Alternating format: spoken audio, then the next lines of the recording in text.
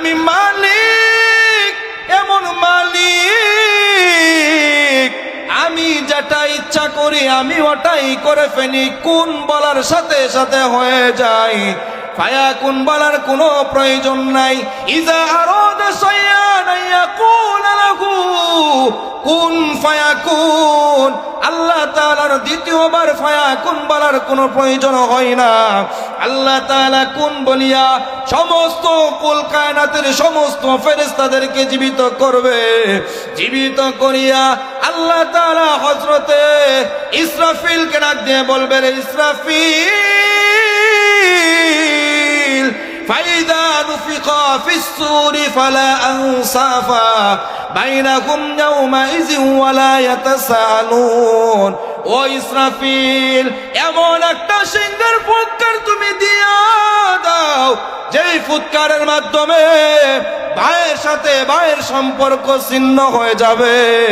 যেই ফুৎকারের সঙ্গে সঙ্গে পিতা মাতার সম্পর্ক ছিন্ন হয়ে যাবে, বন্ধুত্ব নষ্ট হয়ে যাবে, সমস্ত বন্ধনগুলো ছিন্ন হয়ে যাবে। ফাইদা নুফিখা ফিস সূরি ফালা আনসাফা বাইনাহুম ইয়াওমাইযিন ওয়ালা ইয়াতাসাআলুন। সিংহায় ফুঁক দেওয়ার সাথে সাথে যার সাথে যাদের পরিচয় ছিল, পরিচয় আল্লাহ তাআলা রিমুভ করে দিবে, হাইড করে দিবে। কারো সাথে কোনো পরিচয় নাই। নিজেকে নিজে বাঁচার জন্য পেরেশান। ওয়ালা ইয়াতাসালুন, নিজের ভাইকে জিজ্ঞাসা করবে না, রে ভাই আজকে তোমার কি হালত, কি অবস্থা, কেউ কাউকে জিজ্ঞাসা করবে না।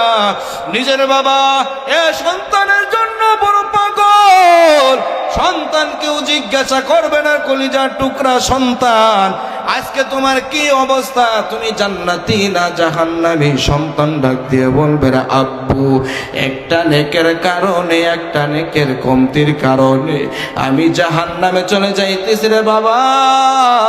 তুমি আমাকে একটা নেক দাও, আমার জন্য দুনিয়াতে কত কষ্ট করেছো।